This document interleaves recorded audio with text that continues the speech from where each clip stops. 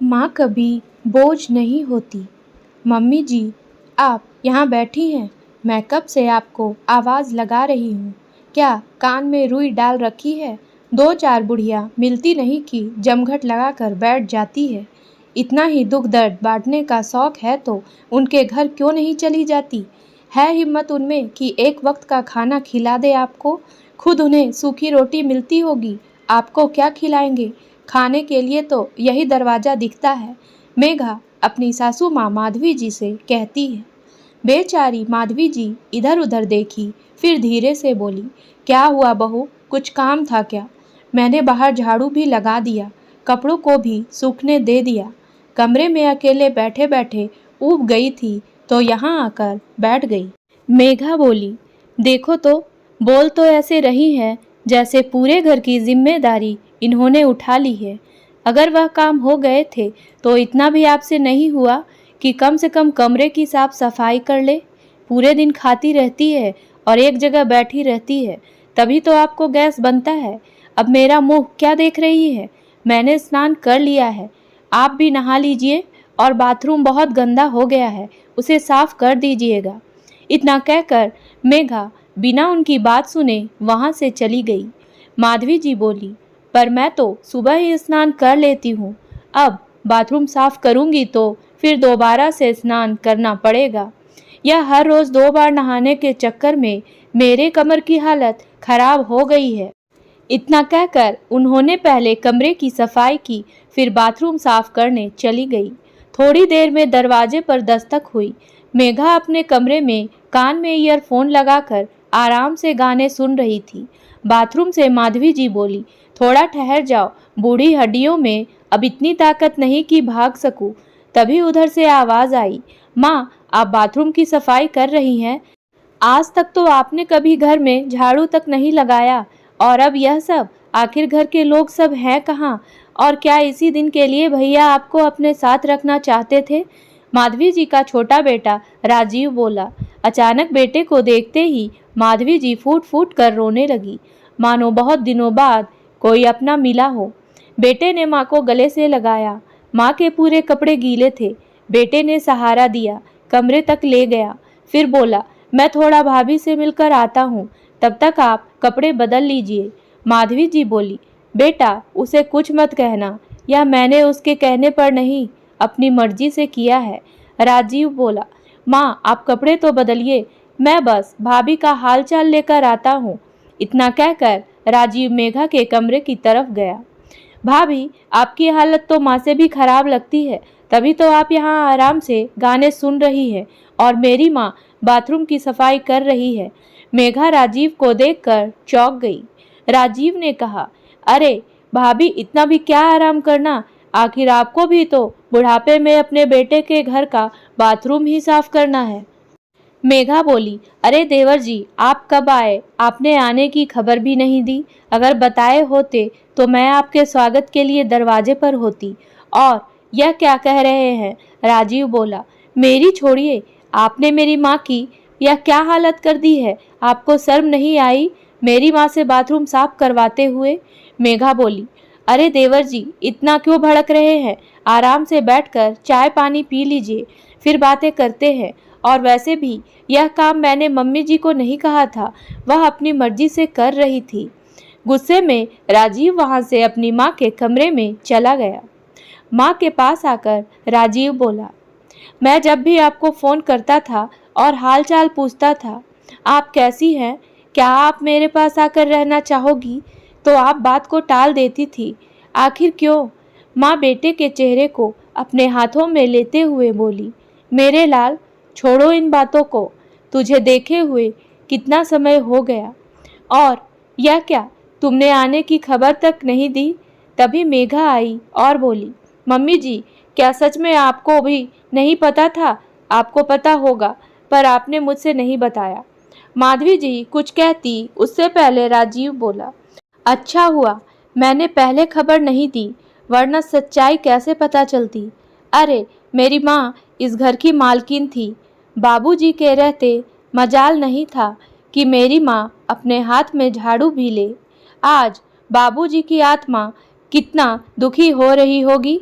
और माँ आप कब से यह सब काम करने लगी? अपनी तकलीफ कम से कम अपने बेटों को तो बताइए। क्या भैया को यह सब पता है? माधवी बोली, बेटा घर का काम करने में क्या तकलीफ होगी? अब तो गुस्सा थूक दो और यह बताओ बहू और पोता कैसे हैं? मुझसे मिलने वह लोग कब आएंगे? राजीव बोला, माँ आपके यह हाथ हमें आशीर्वाद देने के लिए है, बाथरूम साफ करने के लिए तो हम हैं, और फिर हमारी कमाई किस काम की जब आपको यह सब काम करना पड़े? और आपकी बहू बिल्कुल ठीक है, वह पहले आपके पास ही आना चाहती थी, पर उसकी माँ की भी तबीयत बहुत खराब है। मैंने कहा पहले अपने मायके 1-2 दिन रह लो, फिर आराम से माँ के साथ रहना। माधवी जी बोली, बहुत अच्छा किया बेटा, अगर दूसरों की माँ के दर्द को तुम महसूस करते हो, इसका मतलब मेरी परवरिश रंग लाई। राजीव ने तुरंत अपने बड़े भाई मोहन को फ़ोन किया और अपने आने की खबर दी। आधे घंटे में ही मोहन ऑफिस से आया। राजीव को गले लगाते हुए बोला, तुमने आने की खबर भी नहीं की, अचानक चले आए?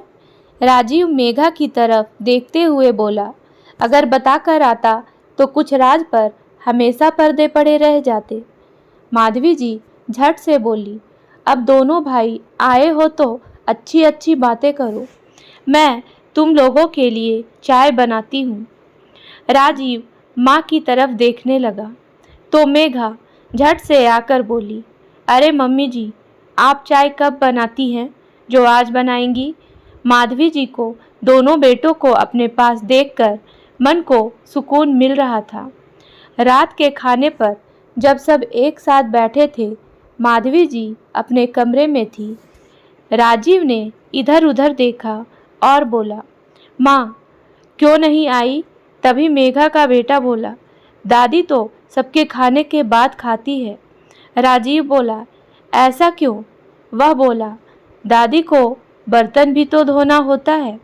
मेघा झट से उसका मुंह बंद करते हुए बोली, यह लड़का कुछ भी बोलता है, चुपचाप खाना खाओ, मैं दादी को बुलाती हूँ। मेघा माधवी जी के कमरे में गई और बोली, मम्मी जी जानती है ना, बुढ़ापे में लोगों को कितनी परेशानियाँ होती है। अपने घर की छत के अंदर रहना चाहती हैं तो अपना मुंह बंद करके रखिएगा। चलिए और सबके साथ खाना खा लीजिए। माधवी जी चुपचाप जाकर बेटे के साथ बैठ गई। रात में माधवी जी जब लेटी हुई थी, राजीव उनके पैरों को दबा रहा था। माधवी जी की आंखों से आंसू बह रहे थे।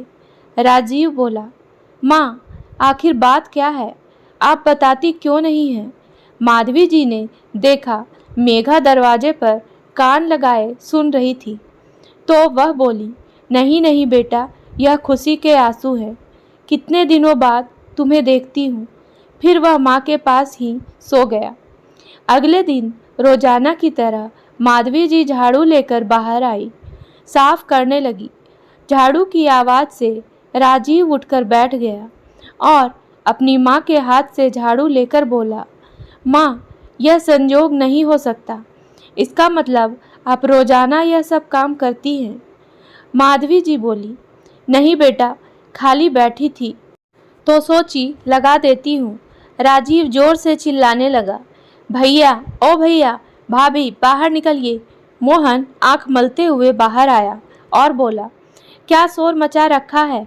राजीव बोला, क्या आपको पहले से पता है कि माँ घर के काम करती है? मोहन बोला, अपने घर के काम करने में हर्ज क्या है? राजीव बोला, आश्चर्य की बात है भैया, माँ की उम्र क्या वह बाथरूम साफ करने या बाहर झाड़ू लगाने लायक है? अरे जिस औरत से ठीक से चला नहीं जाता उसे आप लोग यह सब काम देते हैं। माँ को आराम के लिए आप एक काम वाली नहीं रख सकते? क्या फ़ायदा ऐसे बेटों का? मोहन बोला, राजीव तुम कुछ ज़्यादा ही बोलने लगे हो और पैसे पेड़ पर नहीं आते हैं। कल तुमने अपनी भाभी से भी बदतमीजी की और आज मुझसे कर रहे हो। और माँ को जब कोई दिक्कत नहीं तो तुम्हें क्या परेशानी है? राजीव बोला, शर्म नहीं आती अपनी माँ के लिए यह कहते हुए? और आपको पैसों की दिक्कत क्यों हो रही है, जबकि मैं न तो ऊपर वाले कमरे का किराया लेता हूँ, ना अनाज पानी घर का लेता हूँ। सब कुछ माँ की वजह से छोड़ रखा है। ऊपर से बाबूजी का पेंशन भी आता है। अरे इतने में तो माँ बिना बेटे बहू के भी आराम से रह सकती है। तभी उधर से माधवी जी की छोटी बहू पूजा अपने छोटे से बच्चे को गोद में लिए आई और बोली, आखिर में हो क्या रहा है? आप लोगों की चिल्लाने की आवाज़ बाहर तक आ रही है। इतना कहते हुए उसने माधवी जी के और अपनी जेठानी के पैर छुए। माधवी जी ने छोटे पोते को गोद में लेते हुए कहा, बहू क्या अच्छा लग रहा है? तुम ही समझाओ राजीव को, कोई अपने बड़े भाई से ऐसे बात करता है? उस वक्त तो राजीव शांत हो गया और पत्नी बच्चे को लेकर अपने कमरे में चला गया। फिर उसने अपनी पत्नी को सारी बात बताई। पूजा बोली, यह तो गलत बात है मम्मी जी। बड़े तो हमेशा यह सिखाते हैं कि अन्याय करना गलत है तो अन्याय सहना भी गलत है। जब आपके साथ यह सब हो रहा था तो आपने हमें बताया क्यों नहीं? जिस तरह से हाथ की पांचों उंगलियां एक जैसी नहीं होती, वैसे ही सभी बच्चे एक जैसे नहीं होते। और आप किसी पर बोझ नहीं हैं कि आपके साथ कोई ऐसा व्यवहार करे। भले ही आप नौकरी नहीं करती हैं, परंतु आज भी आप अपने बेटों से कम आमदनी नहीं पाती हैं। यह बात जेठ जी और भाभी को समझनी होगी। उस दिन तो सब चुपचाप खाना खाकर सो गए। अगले दिन पड़ोस की एक बूढ़ी औरत माधवी जी से मिलने आई। पहली बार ऐसा हुआ था कि माधवी जी की कोई सहेली चौखट के अंदर आई हो। वृद्ध महिला ने राजीव से कहा, बेटा अगर तुम्हारे घर के कोने में जगह खाली हो तो अपनी माँ को ले जाओ। बेचारी यहाँ बहुत दुख सहती है। तुम्हारे पिता के राज में कितना सुख भोगा, आज बेटों के राज में कैसे कैसे काम करती है। माधवी जी की डरी हुई आंखें मेघा की तरफ देख रही थी। तभी पूजा बोली, चाची जी हमारी मम्मी जी को कोई तकलीफ नहीं होगी। अरे पापा जी नहीं है तो क्या हुआ, हमारी मम्मी जी किसी पर बोझ नहीं है। फिर पूजा ने उस वृद्ध महिला को चाय पानी पिलाकर विदा किया। उनके जाने के बाद पूजा बड़े आराम से मेघा से बोली, भाभी मैं आपसे छोटी हूँ, पर मैं यह कभी बर्दाश्त नहीं करूँगी कि मम्मी जी के साथ गलत व्यवहार हो। मोहन राजीव से बोला, राजीव अपनी पत्नी को समझाओ, सब देख रहे हैं। यह हमारी माँ का मामला है, हम समझा लेंगे। पूजा को भी इसमें पढ़ने की कोई ज़रूरत नहीं है। राजीव बोला, भैया क्या बोल रहे हैं? मारने वाले से ज़्यादा अधिकार बचाने वाले का होता है, और यह हमारी माँ होने के साथ साथ पूजा की सास भी है। मेघा बोली, बड़ी बड़ी बातें करना बड़ा आसान होता है। तुम दोनों पति पत्नी आराम से मुंबई में रहते हो, घर की परेशानी तो हमें देखनी पड़ती है। सिर्फ किराया लेने से क्या होता है, घर का मेंटेनेंस भी तो हमें ही देखना पड़ता है, और पेंशन घर आकर नहीं मिल जाता, उसके लिए धूप में पोस्ट ऑफिस तक जाना पड़ता है। पूजा बोली, अच्छा तो आपको इन सब चीज़ों में बहुत ज़्यादा खर्चा और परेशानी हो जाती है। सभी किराएदार ऊपर से दोनों लोगों की बातें सुन रहे थे। पूजा हाथ जोड़कर सभी किराएदार से बोली, मैं आप सभी से विनती करती हूँ, अगले महीने से किराया मम्मी जी के अकाउंट में आप लोग डालिएगा, और मम्मी जी का पेंशन भी अब उनके अकाउंट में आएगा। और भाभी आप भी इस घर का किराया अब मम्मी जी को देंगे। और मम्मी जी अब आपको तय करना है, आप इस घर की मालकिन बनकर यहाँ रहेंगी या हमारे साथ चलेंगी। माधवी जी इधर उधर देखने लगी तो पूजा उनका हाथ पकड़कर बोली, मम्मी जी किसी से घबराने की ज़रूरत नहीं है। उम्र चाहे जो भी हो, अपना अधिकार जब तक खुद नहीं लेंगे कोई आगे बढ़कर देने नहीं आएगा। आज तक आप सम्मान से जीती आई, क्या आखिरी वक्त में नज़रें झुकाकर जाना चाहती हैं? फैसला आपका है। मेघा माधवी जी का कसकर हाथ पकड़कर बोली। हाँ मम्मी जी, बोलिए ना, बोलती क्यों नहीं है। माधवी जी ने अपना हाथ एक झटके से मेघा से छुड़ाया और एक थप्पड़ लगाते हुए बोली, बड़ी बहू, मैंने तुम्हें जो अधिकार दिए थे अब मैं तुमसे वापस ले रही हूँ और यह घर मेरे पति की बनाई हुई है जिस पर बस मेरा अधिकार है। मोहन आगे बढ़ते हुए बोला, माँ क्या कह रही हो। इतने सालों तक जो हमने आपकी सेवा की उसका यह सिला दिया। माधवी जी ने दूसरा थप्पड़ बेटे को लगाया और बोली, जब तुम ही नालायक निकले तो बहू से क्या उम्मीद कर सकती हूँ। सही कहा छोटी बहू ने, उम्र चाहे जो भी हो, माँ किसी पर बोझ नहीं होती और वक्त आने पर वह अपना अधिकार खुद लेना जानती है। उस दिन बहुत हंगामा हुआ। आखिरकार माधवी जी ने निर्णय लिया कि वह छोटे बेटे बहू के साथ में चली जाएंगी। उन्होंने सभी किराएदार को अपना अकाउंट नंबर दिया और बेटे बहू से कहा, अगर तुम्हें इस घर में रहना है और किराया भी नहीं देना तो इस घर का मेंटेनेंस तुम्हें भरना होगा। आगे कोई झमेला ना हो, इसलिए मैंने एक कंप्लेंट पुलिस स्टेशन में भी लिखवा दी। 2 दिन बाद राजीव अपनी माँ को लेकर मुंबई चला गया। इधर मेघा जो आज तक आराम से रह रही थी उसे हिसाब से चलना पड़ता। पति से शिकायत करती तो मोहन कहता, रोज लक्ष्मी जी की पूजा करती थी लेकिन लक्ष्मी जैसी सास को मान कभी नहीं दिया। अब मेरी औकात नहीं कि मैं काम वाली रखूं, अब सारा काम तुम करोगी। आज मेघा को एहसास हुआ कि उसने क्या किया। सही कहा है किसी ने, अब पछताए होत क्या जब चिड़िया चुग गई खेत। माता पिता को कभी हल्के में नहीं लेना चाहिए।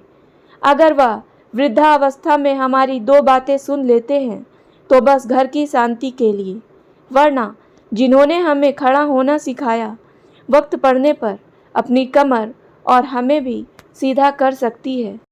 उम्मीद है दोस्तों कहानी पसंद आई होगी, तो मेरे वीडियो को लाइक करें और मेरे चैनल को सब्सक्राइब करना ना भूलें। धन्यवाद।